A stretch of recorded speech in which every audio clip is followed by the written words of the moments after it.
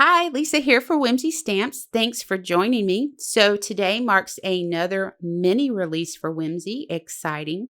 I'm going to be sharing the new Slimline pillow die and cute and curvy stamp set with you here. If you've watched my videos where I've used the Slimline postage die from Whimsy, you know that's my favorite Slimline die of all time. It's just my favorite. I love it. This one, however, is going to give it a run for its money because I fell in love with this die. And it's perfect with these images. So I had a lot of fun playing with this. So I'm going to show you what I did. We have a piece of 3" by 8¼ white cardstock here. We're going to add some Distress Oxides. Now I'm going directly to the paper with that. You'll see me do a tiny little bit of ink blending with a brush, but I'm not going to fuss too much over this because we're going to be spraying over this and it's going to help all of that blend together. Plus it covers a lot of it up. Black soot, aged mahogany, candied apple, and worn lipstick are the colors that I used on this. Once we have the ink down and the panel covered, we're going to come in and go ahead and completely cover this with the sheer shimmer gold spray from Imagine. Then we're going to set it aside, let it dry, and let it do its thing. So while that's going on, we're going to do some coloring. Now, I have the images. They will run through the scan and cut. And I actually have them on some Copic Express Sit blend cardstock. Yeah, that's it.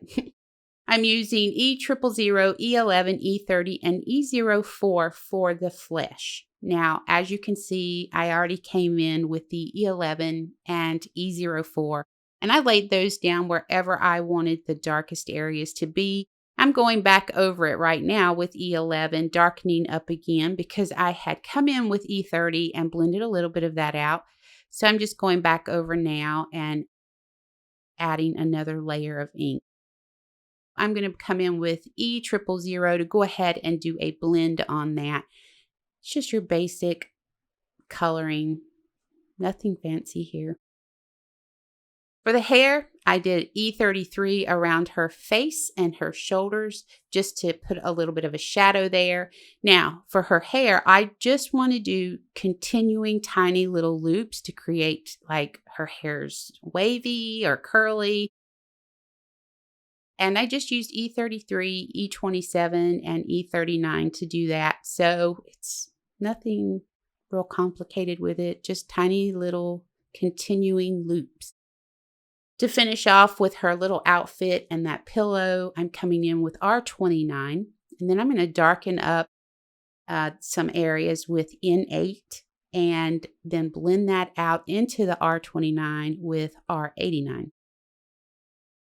I did that with the pillow as well. For those little hearts, just coloring them each with one of the colors that I used, N8, R89, R29, and I'm going to bring in R85 to match up with my worn lipstick ink.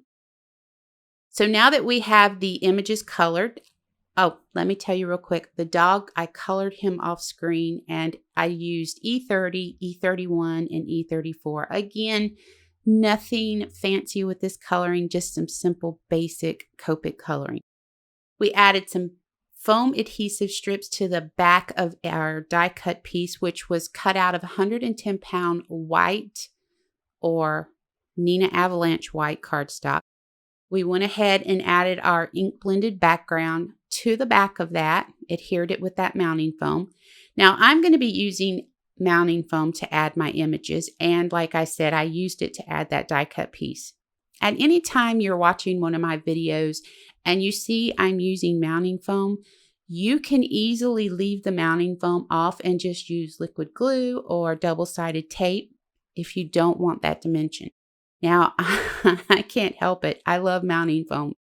It's an addiction of mine. I don't know why. I just like the dimension. So please know you don't have to use all the mounting foam that I do. Sometimes I get a little bit crazy with it.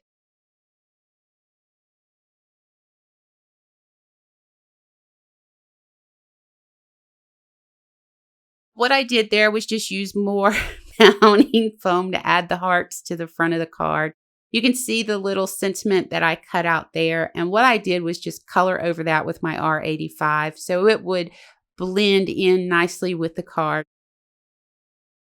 We added gold polka dots to the heart with our gel pen.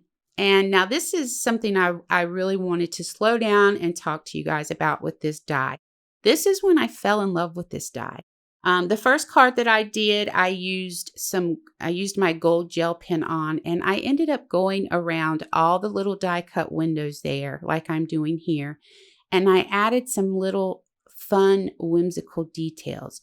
All I'm doing is doing like 3 little dots, and then I'll do a solid line, and then 3 little dots, and then I'll do another solid line. And it's just adding a fun little touch to it. But I was so surprised on the first card that I did how much it really bumped the whole card up another notch. I just was so amazed, and I fell in love with that die immediately. It's something about the pillow window and then the oval window. There's just something about it that I absolutely love. So here I'm just going to continue going around. Now on this one, I'm not using my gold gel pen. I'm using a bronze, but it actually looks more like rose gold to me. Now, if you haven't used gel pens, I would recommend the gold, the bronze, and the silver. And you can get them in a pack of 3, I do believe, in those colors. And the secret to using gel pens is to not put pressure on them. Literally let the tip of the pen just glide across the paper. That's all you have to do. And then you won't have any skipping, like I know some people say, oh, they skip. But if you're real gentle with them, they won't do that. As if we didn't have enough gold, I decided to put some gold sequins on this because, hello, she is glamorous, okay? So we're going to go ahead and finish this off with some gold sequins. And I have a black card base prepped here that I'm just going to use to add my panel to. So I just use liquid adhesive for that. Kept it pretty simple. And that's going to wrap this card up. Now, here's the first card that I made. And I actually had time when I did this one to color all of the images from the stamp set. And I put them all on there. Girlfriends. You know, I had such a good time that day sitting down and just coloring the images and then creating that card. But I wanted you to see it, and I'm going to show you another picture of it in just a second. Okay, that's going to bring us to the end of this video. I hope you enjoyed your time with me. I really enjoyed creating this and sharing it with you. I hope you'll click that subscribe button and ring the bell to be notified of new content to the channel. I want you to know that you can share these YouTube videos across your social media if you would like. We would really appreciate it if you did share them with your crafty friends. Now, for more information on the products used, you can head over to the Whimsy Stamps website, and I have that link right below for you in the description box.